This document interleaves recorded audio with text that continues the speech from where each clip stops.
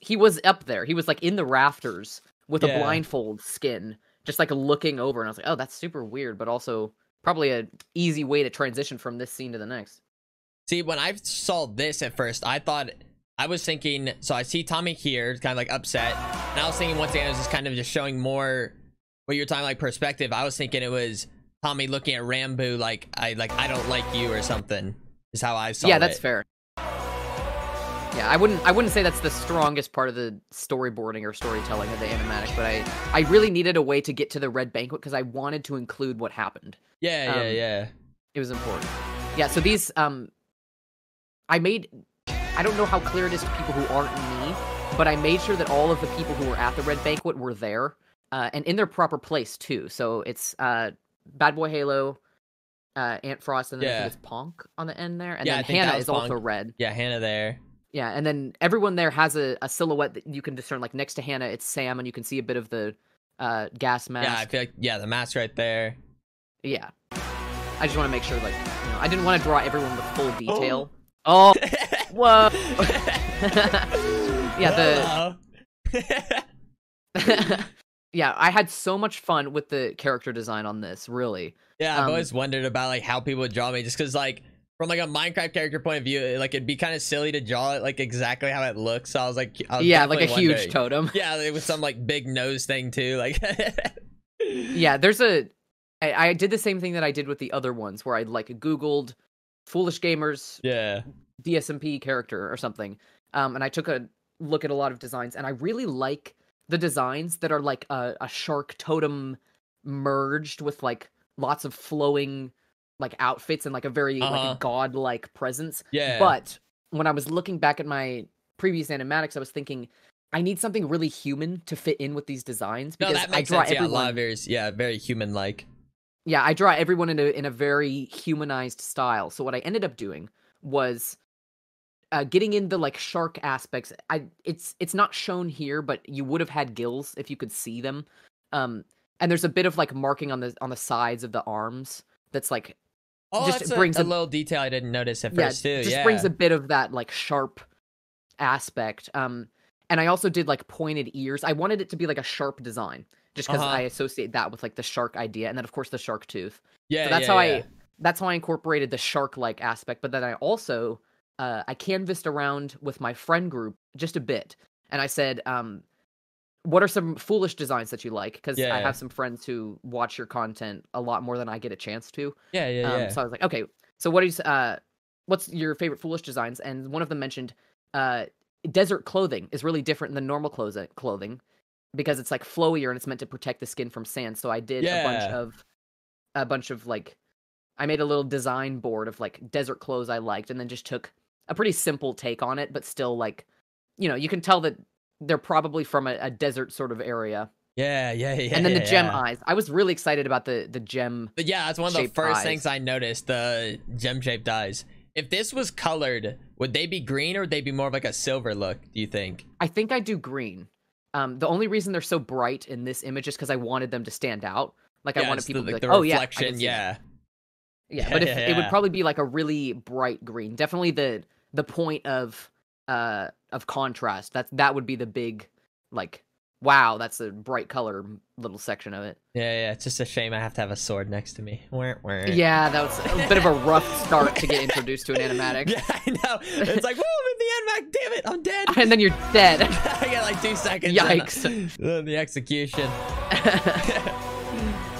Yeah, and then Puffy, I also redesigned Puffy's character. I think I showed her in one other animatic just for a split second in Resolve. But her skin on the Red Banquet had this like split in half hair color. Yeah. That I thought was really interesting, so I decided to include it. And then I needed obviously if you see your canonical son get murdered, you're gonna be a little upset about it. Yeah, no, this at least a bit. Yeah, you got that down. And then this scene, this is probably one of my least favorite panels that I drew, but I will say that I'm really happy with how the dogs look. They're very intimidating. Yeah, they look very fearsome. They're gonna, it's a bad spot to be in. No, and then Technoblade shows up for half a second. There he is. And then Quackity purpled. Purpled. Yep, and then everyone running away. Oh no. Yep, and then I don't include a whole lot of Quackity lore in my animatics because there wasn't a lot in my previous ones that I made. Yeah. But I wanted to include this little hint in this one because I feel like it'll be important later. Like when I make another animatic, I'm gonna include more of his stuff. So I wanted to include just like that little bit of unease of him being like, I'm not a big fan of this egg here. And then same thing, like, was the box more just like a contrast once again, more so than? Yeah, it was just like, if you imagine the scene without it there, it's a little empty. Yeah, yeah. And I've done similar things before. Like in Desolate, I had a like brushstroke back pattern for some of the scenes where it was just like Tubbo or Tommy. Yeah. And I liked how that looked, but it wasn't high enough contrast, so I went with the box on this one. I was like, yeah, all right, that looks pretty good. It's me. Oh my gosh. Yeah, so there was a bunch of streams leading up to Tommy going into the prison that I found important, but not important enough to animate. Like the one where he went back and basically relived his trauma at all of his previous deaths. Oh, yeah. That was super intense. But I couldn't find a way to like display it that didn't seem like backtracking. Like I didn't want to just have like it would have been a montage, and I wasn't down for that. So I decided instead to cut directly to them all planning the heist. Yeah. But also an important element of that was that Tommy had this totem that he held on to throughout the entire prison visit it seemed like mostly for reassurance. Yeah, it was a little comfort totem. Yeah, a little comfort totem. So I wanted to make sure it started that way. Like the totem was the first thing you saw, and then you saw everyone planning. So that at least it was in the back of your mind, like, Tommy's confident about this plan, but also he's still terrified and going back into a place where he was trapped and killed. So, a little bit of drama happening there. Yeah, and then that's a Ghost on the far left. Not that it's super clear, but he's like, there's Ranboo, and then... Oh, okay, yeah. No, I kind of that was about, everyone process of elimination. That would be something else. That's everyone there. Like, I think it's very impressive when you're putting these together, like, and like when they finally come out, they are very up to date. Like they are. Thank you. Yeah, they are very like up to date. Like I think like I forget exactly the time of it, but I know like the end, like you have Wilbur back, and I'm like, this came out and like it was like that stream happened like a few days ago, and like you had it all ready to go when it was finally uploaded, which is just insane. Yeah, I haven't quite made it to I haven't made an animatic as quickly as I made Innocence since then, because Innocence came out literally like 7 hours after the finale of L'Manberg. Like, I didn't even know that. So you just went to work. God, it was so you just went to work as soon as you could. Yeah, I live in a really early time zone. So what happened is like the streams ended at like, I don't know, 1 p.m. my time, and I just said, okay, I'm gonna literally not stop working until this is done. And then I did. And then it came out the next morning, and I didn't expect anyone to see it, because at that point I had 73 followers on my Instagram, and I was like, yep, I'm gonna get 2 views, and then I got a bunch more. Yeah, that was very interesting. You certainly deserve it. I remember watching that first one. It was just such a beautiful, like, emotional, like, slightly, like, I don't know if I haven't seen like all the animacs out there, but it was definitely one of like the first to really make it like a very like emotional type deal, like putting the animatic together like that. Yeah, I think Saddest's influence on the animatic community has been like, incredibly vast. Oh yeah. And her style is really like dramatic, almost trailer-like. I was gonna say trailer-like. It's more actiony. Yeah, and she focuses. She'll also do like include little funny bits in the background and stuff. It's really a good way to encompass the Dream SMP story. It fits the vibe super well. But when I made Innocence, I was looking for something that was like the whole reason I made Innocence is because I wanted to see an animatic that didn't exist yet, so I just made it myself. Yeah. Yeah, so easy peasy, yeah. I felt like I wanted to see something that was not only like more colorful, but also more emotional. So that's and I feel like I diverged a little bit from that idea with like Resolve. And I wasn't as happy with how Resolve came out, but with this one, I've said before that I just sort of leaned in to the drama, and I just said, okay, I'm gonna make people really sad, and make it sort of like almost slower paced, like switching to that dramatic song in the center. Yeah. That was I felt like it was a bit of return to form with that one. Before like Innocence and stuff, did you have a lot of practice with like animation and animatics? Oh no, not at all. Really? I'd made one other animatic that's on my channel. It's for a show called Over the Garden Wall, and Yeah. it's like a true animatic. There's nothing animated in it. It's just like pretty much a slideshow with like 3D effects and stuff. Oh, that is nuts then. Yeah, I hadn't animated anything until Innocence. Like literally not done any sort of frame by frame animation until then. So, I'm impressive. Very new to this. Yeah, I'm that is impressive new. then. Did you have to like? Did you have any like formal learning, or is it mostly like self-taught? Definitely self-taught. I've taken a couple of like Yeah. extracurricular like week-long study courses, but they were about like oil painting and stuff, which is useful. It helps Yeah. you paint and stuff, but I've never taken an animation class. I've only done a little bit of character design study. Yeah, I learned best through practice, I've found. So That is nuts. You're a wild man. Wild man. yeah, thumbnail. Oh yeah, I was about to say thumbnail. Was this here just like gearing up? Was this just have the axe ready, have the fire res, have the invis? Is that what this is? Yep, that was I was at the point in the animatic where these panels were getting made. I was really nearing the end, and I was very excited for it to be done. And I have a tendency to really push things if I want them to be done sooner. Yeah.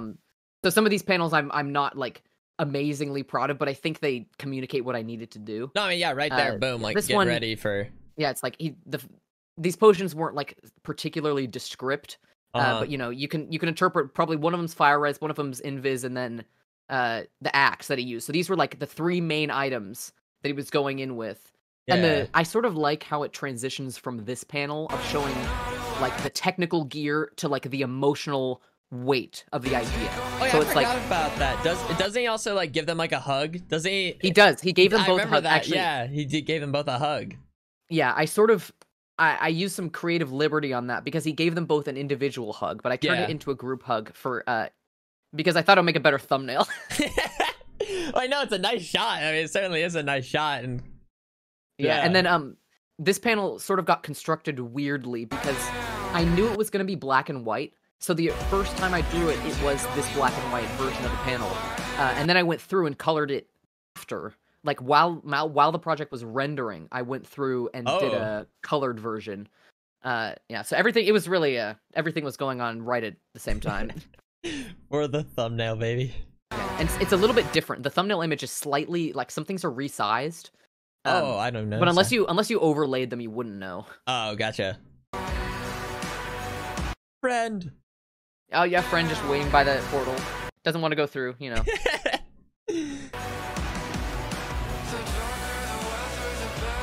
and then this little ghost burst shot going in. Yeah.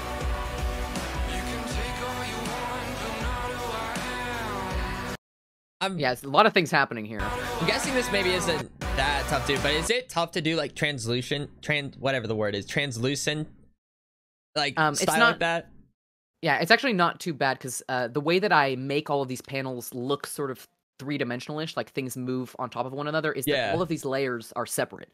So they're exported separately. Yeah. And so that means that Tommy's figure is just a completely different layer. So I can just turn the opacity down and be like, whoa, look, now he's invisible. Okay, yeah, that makes sense. Yeah, so that's probably one of the easier things I have to do. Yeah, and I struggled a bit to storyboard out how Sam separated Tommy and Ghost, because what actually happened was Tommy made it all the way over to Dream, and then Sam demanded that he come back, but that didn't make sense in my head because if he demanded they come back, I don't know why he wouldn't have also demanded that Ghostbur come back because he could have been in on it. Like he could have snuck, so in my head it would have made more sense for them to have been separated as Ghostbur's walking onto the platform. Yeah. So that's what I animate. That's the only like big canon divergence here, but it ends in the same thing. No, I think this is like a really like cool shot too. Like once again, he did like the detail of the red hand, like pull him away. Yeah, Sam turns red there. Yeah. Oh. Yeah. Oh, this.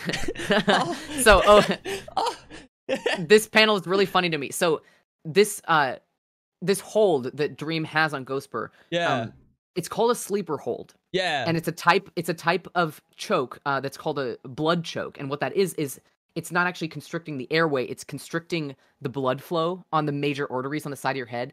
I don't know how that would work for a ghost. I thought about this. I was like, this doesn't make any sense. Yeah.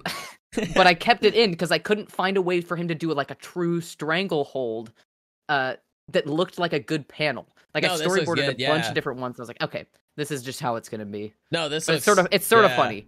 Like, do ghosts have blood? I don't know. And then like the teary eyes, like, no, this is such a, once again, like beautiful, tragic shot. Yeah, and then my one issue is that there's a lot of different ways you could express Dream sort of holding Ghostbur hostage. Like, it's not implied that Dream actually, like, killed Ghostbur. It's just that he, like, revived him, but in order to do that, he might have killed him. It's sort of unclear. So I needed a way to quickly and concisely demonstrate that Ghostbur is stuck under Dream's control. Yeah. And it's eminently dangerous. Like, it needed to be striking. Yeah. And I could have done like Dream holding like a Ghostbur's like head back by his hair or something, and that would have also been a really dramatic panel. But I've done similar things before, so I decided to try to take a step in a different direction here. Well, I feel like this is pretty good too, because also kind of like displays like the hostage situation that it was, because like let me out or Ghostbur gets it. I think that also helps with that whole thing too.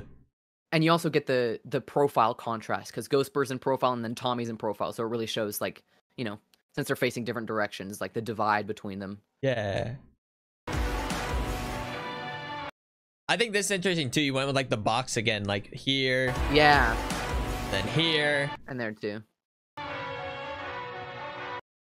Oh yeah, this is one of my favorite bits. No, I was gonna say these last 20 seconds is just artistically just nuts.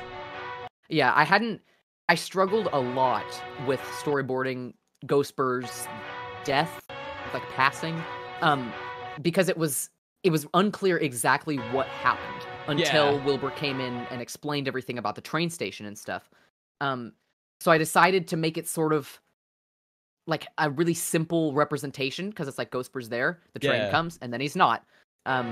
Which is basically all you need to know to understand what happened. No, I think that's really cool. Just there, saying them, swoops him. Yeah, someone sent me a video of that section with the do you know the like I like trains joke from the ASDF movie? Yeah. Someone put that clip over it, and it was so funny. And I tried to post it on my Instagram story, but the audio kept getting cut out, and I have no idea what happened, but it was so good. I laughed for like 20 minutes straight about that. I like trains. Trains. Yeah. Sam, get the hell out. Yeah, and Sam's totally red in this one. And Tommy's holding Ghostbur's leash. Yeah. Yeah, I needed a panel that would emphasize their argument, because they just like, they had a long-winded argument on the way out of the prison. It takes a long time to get out of the prison, so they had a lot of time to rehash the same argument. Yeah. So I decided to cut it down just to this one and be like, yeah, all right, that's probably good enough. And then, this panel, whenever a panel is like spinning, there's sort of this inherent unease about it. I've had inclinations to do a panel like this before, but it didn't quite work out. But this one, I think, totally did. So it's zooming out a little bit as it's spinning. And it takes a minute to decipher the panel. But once you do, it's clear, like, he's just the aftermath of Ghostbur's death. Like, they're just trying to figure out what the hell is next. Like, what do they do? There's that subtle light from behind them from the prison, I assume, because when he comes out, it's nighttime. I thought that was really striking too. Yeah, and Tubbo and Rambo are outside the prison as well. Yeah, it's like nighttime, and then when they're running, the sunset. This is just a really cool shot. Like, this just looks really cool. Yeah, I drew their characters based on the urgency I felt like they had at the moment. So Tommy's like bolted. Like, he's has a good idea of what happened. Yeah, and Rambo doesn't really know what happened, so he's sort of jogging. And Tubbo's a little more urgent than that, but really Tommy's the one leading the charge. That's a really cool detail. Like, that kind of stuff is just really like interesting when you hear, because like I didn't even think about it that way. It was like, okay, yeah, like they're all running, but like when you point it out, it's like, yeah, that's so obvious, and like that makes sense. Yeah, and other than their heights, it's a good way to differentiate them, because I feel like that is a way that each of these characters would run. Like, I don't know. I just felt like it was character accurate. So that was, you know, it helps differentiate when they're just silhouettes like this and they don't have a whole lot of defining detail. Yeah. Then right here, this part was absolutely gorgeous. Yeah.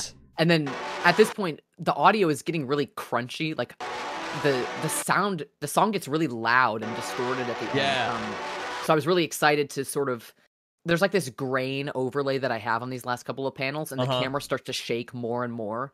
So it's just, you know, another way to emphasize the disturbance that's happened as Wilbur is shown to be revived. No, yeah, that definitely works well. It's just like building up the tension once again, like almost like horror movie-esque. Like, yeah, I love. Like, what's that effect? Like the, I don't know what you call it. Like the. Like those static lines, grain. Static grain. Yeah, it's honest. It's just an overlay. I took like a free TV static stock footage thing and just set it to multiply in like a 11% opacity. Yeah. There you go. You get something that looks a little spooky. Yeah, definitely like works with the music as well. They're both kind of just. Oh yeah, I had so much fun drawing this panel of Wilbur. Like I usually draw my panels strategically. Like I save the panels that I want to look really good for when I have a lot of energy.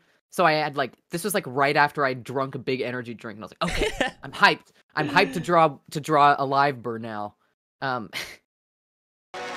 I really like how that panel turned out. Was it kind of tough to decide like how you wanted to draw him, like whether it was like a menacing face, or like adding like red to him, or? Yeah, totally. It was sort of in between because nobody really knew what to think of him when he came back. Because canonically, it's been like 11 to 13 years. Oh yeah, of him in the afterlife. Wilbur. Yeah, he's like canonically 40 or something. Yeah, which is weird to think about. So nobody's really sure what to think about who he is anymore. So there's definitely like an aspect of unease with the song playing and the overlay and the red background, but he's not red himself, because I feel like because we don't know. At least Tommy's not really sure where he stands on him. Yeah. And that continues. I feel like I sort of got it right on this account, because Wilbur continues to like sort of elude a good descriptor from Tommy's point of view, because he said, what did he say during his stream? He said, I could see through Ghost Burr when you were exiled, and if I was there, I would have killed Dream. So at like on the surface, that seems like, you know, a vouch of confidence, like, you know, you shouldn't have had to go through that. Yeah. But he also said, you know, I never cared about L'Manberg. I only cared about what it stood for. And I know that I hurt people with what I did, but I wouldn't hesitate to do it again. Mm-hmm. So it's sort of, you know, it's a mess. It's a moral and emotional mess for all of them. I think this kind of too, like the face like helps with that like uncertainty, because it's not like quite super happy or like sad, angry. It's just kind of adds to that like unknown. Yeah, he's sort of doing a Mona Lisa smile a little bit. Like you're not sure like what is he happy exactly about? Is going on. Like he was clearly happy to be alive, but he also said he has work to do. And he's, you know, hiring Tommy to do something with that huge quarry he's built. Like nobody knows. He's an enigma. And then of course the Rambo line's like the really little good voice finisher. Yeah, that clip was really hard to get, because it was only Tommy's perspective, and yeah, like the only person who was streaming was Tommy. Yeah, and I was originally gonna just take originally take Ranboo. I was gonna take Ranboo's just his voice line of the "What the hell did you do?" But Tommy was doing one of his like, you know, classic heavy sigh. Over the beginning of that, so I had to include both of them. It turned out all right. I think it fits to just have him, you know, doing them like, but it's still, you know, what a fun way to end off an animatic. There's definitely a lot a lot of directions I could go with. Yeah, exactly. Like, because I was curious too, like when we got to this part, how much of like conversating would you add and stuff, like, because obviously Wilbur was saying some stuff, so I was wondering how much of that you would add into it. But then of course this, like, the ending just leaves like a lot of uncertainty. Like Rambo's final line's perfect. Yeah, I also think it's funny how the last two animatics I've made both end on Wilbur. I didn't even think about that too, because you're right. The last one, like, he's as a ghost. I forget what line he says, like, it'll be all right, or I'm proud of you. I'm proud of you. That's what it was. I'm proud of you. I'm proud of you, Tommy. I'm proud of you. Yeah, I was super excited about that when I storyboarded. I was, oh yeah, this is the way. No, I remember like whenever it ends too, I'm like, oh, like it's over. Like, damn it. Yeah, this is one of the longest ones I think I've ever made. I still can't believe it's 5 minutes. That's like in total, which bunch. I don't know if you really have like a good real like estimate, but like how long do you think it took to work on this? Like not just actually working on it, but like maybe like idea coming up with two, like conversating like with other people. Like how long do you think that is about? I'm not sure. This one definitely took the longest out of all of them, obviously, since it came out like 3 months after the last one. Yeah. I think it probably took a month or a month and a half of work, but I wasn't working solely on it the whole time. But I'd say like, I don't know. I always estimated that Innocence took around 200 hours, so maybe this one took like 400 hours.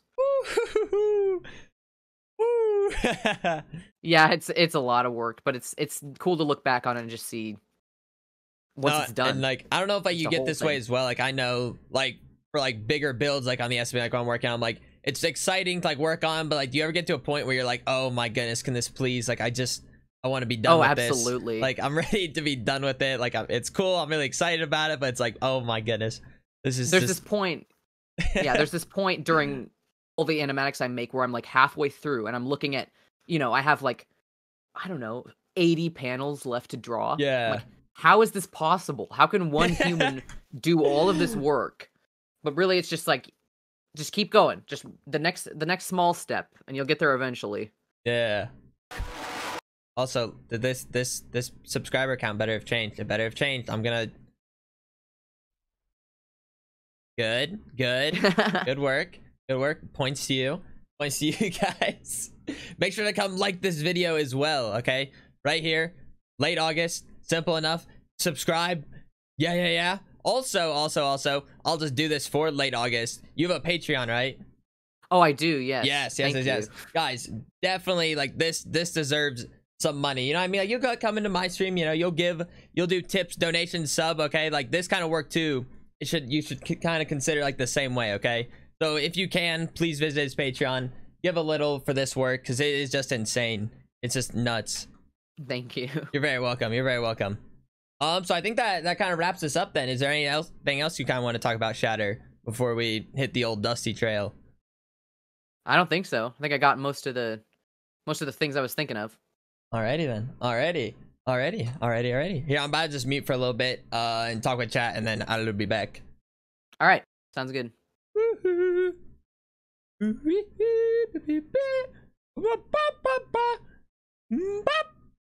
Okay, guys. There it is.